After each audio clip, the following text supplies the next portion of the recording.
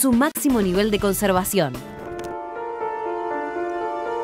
Aunque exista una ley de bosques y todos repitan que estos ecosistemas sean fundamentales para la vida del planeta, una sola provincia, la de Córdoba, ha perdido casi toda su superficie de bosques nativos. Tanto que hoy tiene menos del 5% de las 12 millones de hectáreas que tenía a comienzos del siglo XX. Las causas de este proceso son claramente económicas. Se llegó a esta situación por una combinación de acciones muy dañina. Una parte se perdió por extracción forestal, es decir, para producir leña, madera y carbón. Y la otra parte se perdió por los cambios en el uso del suelo, es decir, se sacaron montes para producir soja y ganadería o para seguir construyendo casas y ampliar el negocio inmobiliario. La única buena noticia es que los últimos informes afirman que el ritmo del desmonte está disminuyendo. La mala noticia es que no se lo puede frenar del todo y que lo que se sigue perdiendo está todo radicado en áreas protegidas. A una década de que se haya sancionado la ley de bosques, podemos decir que casi todo falló. El Estado Nacional nunca cumplió con su obligación de financiar a las provincias. Las provincias no cumplieron con su obligación de controlar y conservar los bosques. Y los productores siguieron desmontando para engordar su bolsillo. Los bosques sirven para dar sombra, para liberar oxígeno mediante la fotosíntesis, para capturar dióxido de carbono y para combatir el cambio climático, para retener agua y para impedir que las lluvias erosionen nuestro suelo. ¿Hasta cuándo hay que seguir recordándoselo a los que tienen la función de protegerlos? Uno debiera suponer que la Agenda Ambiental 2018 incluiría a la Ley de Bosques, como así también a la Ley de Glaciares, por el hecho imprescindible de que finalmente esas dos leyes se cumplan, se apliquen en la totalidad de su espíritu. Lamentablemente no. Lamentablemente van a estar en la Agenda Ambiental 2018 porque hay una intención bastante fuerte de los lobbies, sojero en un caso, minero en el otro, para hacer desandar el nivel de protección que han logrado estas dos leyes. Yo creo que hay que hacer un poquitito de historia respecto de esto, breve. Luego de la reforma constitucional de 1994 se le otorgó a las provincias el dominio, las provincias son dueñas de los recursos naturales. Más allá de la pertinencia de esa decisión, ha generado bastantes problemas y alguna vez habrá que discutir si es lo mejor que corresponde para un país verdaderamente federal. Pero lo cierto es que a partir de ahí a la Nación o al Congreso Nacional solo le quedó la instancia de aplicar o de dictar leyes de presupuestos mínimos, leyes por debajo de cuyos estándares no se puede estar, pero las provincias eligen literalmente si quieren estar por encima de ellas o si finalmente quieren cumplirlas. La ley de bosques y la ley de glaciares son eso, leyes de presupuestos mínimos. Y lamentablemente el poder real para ejercer la aplicación de esas leyes es casi nulo, termina siendo casi nulo en cuanto a política de Estado. Respecto de la ley de bosques, el Estado Nacional dejó de pagar, dejó de girar a las provincias desde la vigencia de la ley en 10 años 20.000 millones de pesos. 20.000 millones de pesos que no fueron a las provincias para compensar los daños provocados por los desmontes. Bueno, la consecuencia es que la ley de bosques sigue prácticamente inaplicable y además se la quiere suavizar. Es decir, convertirla literalmente en la nada misma para que los campos de soja avancen. Lo mismo pasa con la ley de glaciares. Les voy a mostrar un mapa sobre cómo están distribuidos los glaciares en la cordillera argentina. Ahí lo tienen.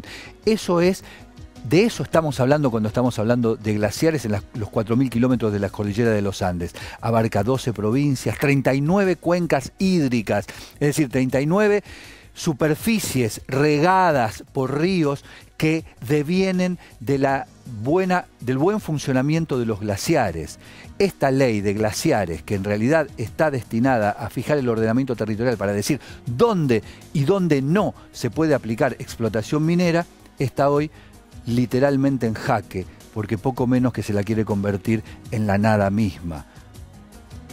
Lleva 7 años la ley de glaciares, luego de un veto de la presidenta Cristina Fernández de Kirchner y nunca logró ser aplicada en su totalidad. Entre otras cosas, porque el inventario, es decir, la radiografía de los glaciares de la Argentina nunca terminó de ser hecha por el instituto que tenía que realizar la del CONICET. Y un último detalle, la justicia, por primera vez en la historia, procesó a titulares de la Secretaría de Medio Ambiente y al titular de ese instituto, el IANIGLA, por no haber cumplido con la ley de glaciares. Esto es lo que nos espera en el debate en la Agenda Ambiental 2018. Camila.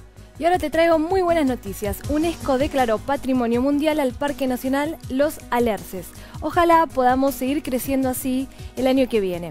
Ahora vamos a ver el Parque Nacional en Esquel.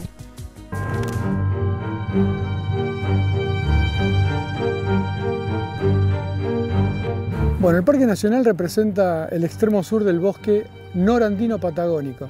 Es muy similar a las características del bosque que rodea a Nahuel Huapi, la ciudad de San Carlos de Bariloche, San Martín de los Andes, pero esto sería el extremo sur de ese tipo de bosque con algunas particularidades que esos bosques no tienen o que el nuestro no tiene de ellos. Tenemos áreas de camping libre donde no tiene un costo, uno paga el acceso al parque en la época de temporada alta sobre todo y puede acceder a cualquier área de acampe libre sin ningún tipo de costos. Al mismo tiempo tenés servicios con baño, tenés otros servicios al visitante que tienen proveedurías, comedor, restaurante, hay hotelería, hay cabañas y después tenés las actividades típicas de un Parque Nacional de Patagonia, que es la pesca deportiva bien entendida, ambientes donde se pueden sacrificar algunos ejemplares, en otros que es mosca de evolución obligatoria, tenés cabalgatas, tenés trekking, tenés la oportunidad a través de una excursión visitar el glaciar de nombre Torrecillas.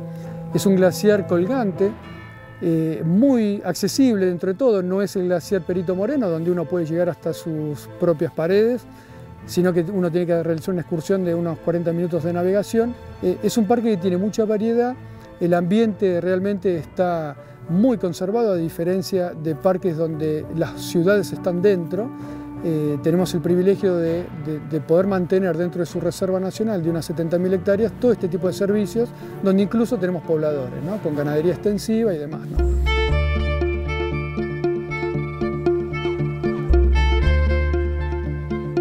El parque cuenta con diversos ambientes acuáticos. Si los numeramos, hay más de 40 lagos de más de 4 hectáreas a amplias superficies y tiene más de 400 ríos, entre ríos y arroyos.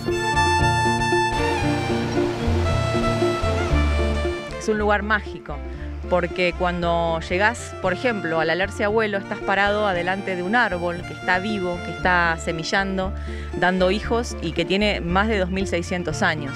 Y eso realmente es impresionante. Si lo pensás, es mucho más que todo nuestro calendario actual. Así que es para mí muy movilizador y muy contenta de este reconocimiento mundial. Quienes lo vemos todos los días, lo sabemos, lo apreciamos, lo valoramos y ahora lo valora el mundo, así que muy contenta.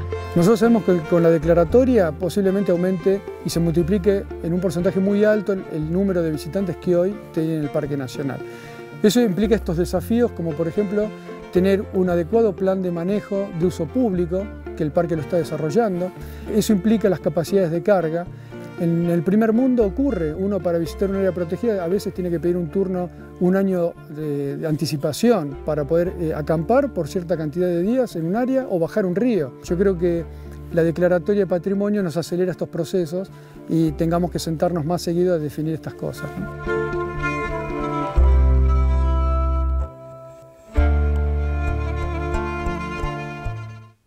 Cuando me preguntan por qué me opongo a la energía atómica para generar electricidad, yo digo, a mí no me lo contó nadie, yo estuve en Chernobyl. En el tape que van a ver ahora van a ver un señor sin canas.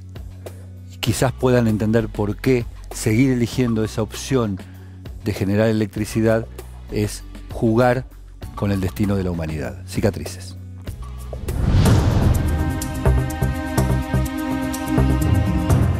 Ligeramente, a veces, el periodismo califica un episodio como un antes y un después. Nunca tal calificación fue tan acertada como el 26 de abril de 1986, cuando estalló la central nuclear de Chernobyl, en la ex Unión Soviética.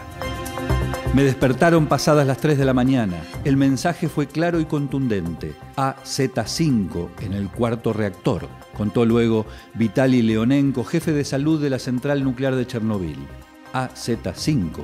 Era el nombre que recibía la alarma del sistema de seguridad que por un error de diseño provocó una reacción nuclear incontrolada.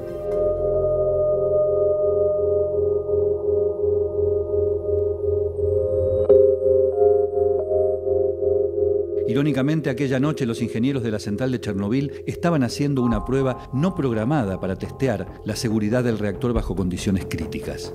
Falló. Leonenko vivía como otros 50.000 ucranianos, por aquel entonces ciudadanos soviéticos, en la ciudad modelo de Pripyat. Había sido construida a finales de la década del 60 para albergar a los trabajadores del que iba a ser el complejo de generación de energía eléctrica más importante de la Unión Soviética, lanzada en una carrera de competición tecnológica con Occidente. Chernobyl debía ser más potente, más fuerte, más avanzada, más eficiente que cualquier otra central nuclear en el mundo. Pese a que Chernobyl, nombre de un viejo pueblito rural próximo a la futura central nuclear, fue la denominación que adoptó la catástrofe, la forma de ese desastre se llamó Pripyat.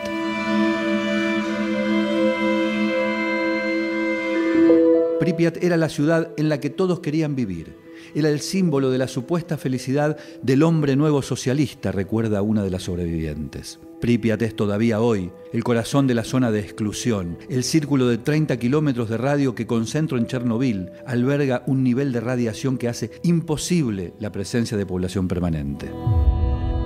Como lo nuclear siempre se asoció al secreto y la Unión Soviética no era un ejemplo de transparencia informativa, el mundo se enteró del desastre de Chernobyl algunos días más tarde porque aparatos de medición suecos descubrieron un alarmante nivel de radiación en su atmósfera. A los habitantes de Pripyat, también víctimas de esa opacidad, les dijeron que iban a ser evacuados por unos pocos días, porque los órganos del partido así lo consideraban necesario. Nunca volvieron, y Pripyat es todavía hoy una foto del día antes de la explosión. Todo está como lo dejaron. Las cunas de los bebés en la guardería, las camas de la terapia intensiva del hospital local, los libros de cuentos del jardín de infantes, los diarios con la estampa de Lenin, el símbolo arrumbado de la hoz y el martillo, los autitos chocadores de un parque de diversiones que nunca se inauguró. Luego se supo que Chernobyl, descripta como el detonante de la caída de la Unión Soviética por su último presidente, Mikhail Gorbachev, fue fruto de una mezcla letal de obsolescencia, impericia y voluntarismo de una ciencia al servicio del pueblo. La central tenía fallas insalvables. La industria nuclear entró en una crisis que 25 años después profundizó el desastre de Fukushima. Pero la cicatriz había quedado marcada a fuego. Pripyat aún sigue allí para confirmarlo.